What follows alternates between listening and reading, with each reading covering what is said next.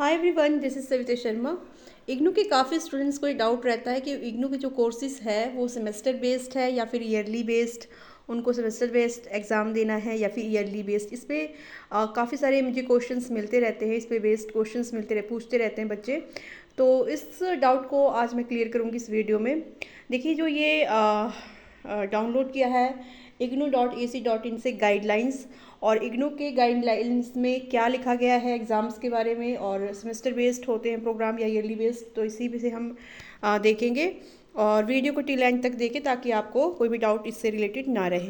तो देखिए, लिखा है as stated earlier the term end examination is the major component of evaluation system and it carries 70% weightage in the final result। तो जैसे कि इसमें बताया है कि जो आपका फाइनल रिज़ल्ट होता है, फाइनल एग्ज़ाम होता है, टर्म एंड एग्ज़ामिनेशन, इसका जो 70% वेटेज आपको मतलब मार्क्स आपको मिलते हैं। मतलब टोटल आपका 100 मार्क्स का पेपर होता है, थ्योरी का पेपर, बट जो उसका वेटेज निकाला जाता है वो 70% में से निकाला जाता है। और इसी तरह से जो आपका असाइनमेंट होता है वो 100 मार्क्स का असाइनमेंट आप सबमिट करते हो, बट उसका वेटेज 30% में से निकाला जाता है। और फिर फाइनल रिजल्ट्स में आपका ये 70% में से ये और 30% में से असाइनमेंट्स, इनको इक्वल करके फिर आपको जो है ऐड ऑन करके आपको फाइनल मार्क्स आपके दिए जाते हैं। ये तो गई मार्क्स की बात। अब इसमें लिखा है you must fill the term end examination form only before the last dates 31st March for the June exams and 30th September for the December exam. जब भी आपने एग्ज़ाम देने हैं, अगर आप तो जून सेशन के लिए एग्ज़ाम दे रहे हो तो इसके लिए एग्ज़ामिनेशन फॉर्म आपने मार्च 31 तक सबमिट करना है, ठीक है। जब अगर आप जून का सेशन रख रहे हो 31 मार्च तक एग्ज़ामिनेशन फॉर्म फिलअप करना है। और अगर आपका दिसंबर सेशन, जनवरी सेशन है तो इसके जो एग्ज़ामिनेशन फॉर्म है वो आपके सितंबर मंथ में फिलअप होंगे। 30 सितंबर इसकी लास्ट डेट रहती है, ठीक है।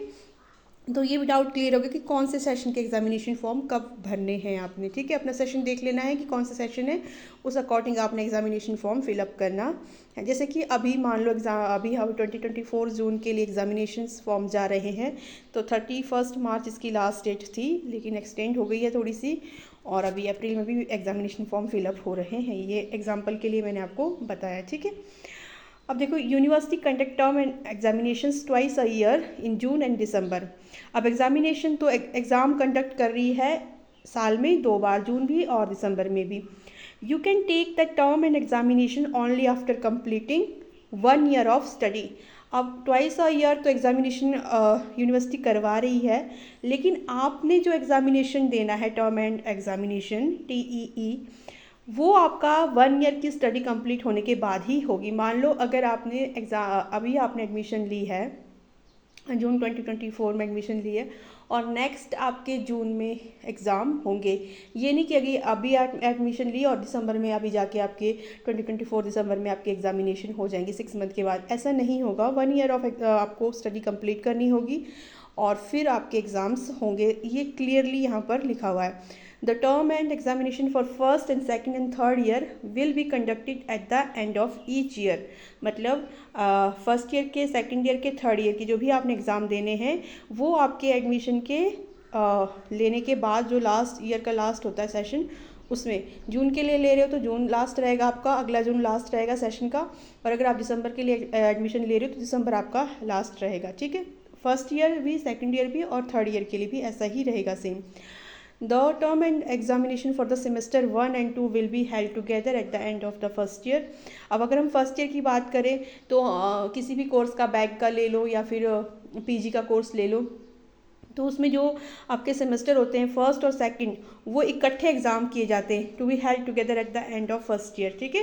फर्स्ट सेमेस्टर और सेकंड सेमेस्टर को दोनों को इकट्ठे करके एक साथ आपको एग्जाम देने होते हैं। 4 पेपर फर्स्ट सेमेस्टर में होते हैं, सेकंड सेमेस्टर में भी 4 पेपर होते हैं, तो दोनों टोटल 8 पेपर्स आपके eight the end of the year होंगे, अगर बैक की बात करेंगे, BA की बात करेंगे, ठीक है। तो इस तरह से आपका रहेगा। Similarly the second and third years of the programme and the term end examination for the third and fourth semester and the second year के लिए आपका थर्ड और फोर्थ सेमेस्टर आ जाएगा, और फिफ्थ एंड सिक्स सेमेस्टर मिलके आपका third year बन जाएगा, ठीक है। इस तरह से आपके 3 ईयर बन जाएंगे। पहला और दूसरा सेमेस्टर मिलके फर्स्ट ईयर बनेगा, तीसरा और चौथा सेमेस्टर मिलके सेकंड ईयर, और आपका फिफ्थ और सिक्स सेमेस्टर मिलके आपका तीसरा सेशन बनेगा, तीसरा ईयर बनेगा आपका, ठीक है। इस तरह से आपका रहेगा।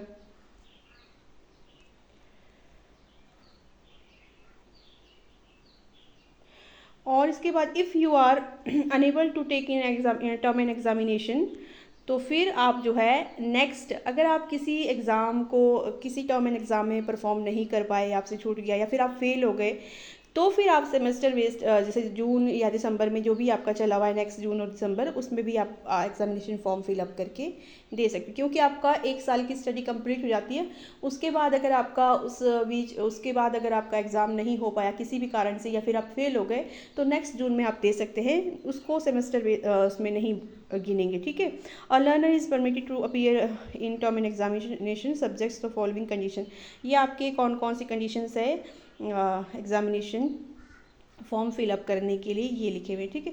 तो मेनली आपका यहाँ पर जो है आपका क्लियर हो रहा है कि किस तरह से आपका सेमेस्टर बेस्ड रहेगा या फिर ईयरली बेस्ड। तो क्लियर हो रहा है इसमें कि ईयरली बेस्ड ही आपके एग्ज़ाम्स होंगे, और जो बैकलॉग्स होते हैं, फेल या कंपार्टमेंट या किसी का छूट जाता है, वो सेमेस्टर वाइज दे सकते हैं बीच में। बट जो आपके फर्स्ट ईयर, सेकंड ईयर और थर्ड ईयर की बात करें, तो वो आपके ईयरली बेस्ड एग्ज़ाम्स होंगे। तो आई थिंक क्लियर है आपको। और इस तरह की वीडियोस के लिए सब्सक्राइब करें चैनल को, और कुछ भी डाउट हो स्टिल तो कमेंट करें। Thank you.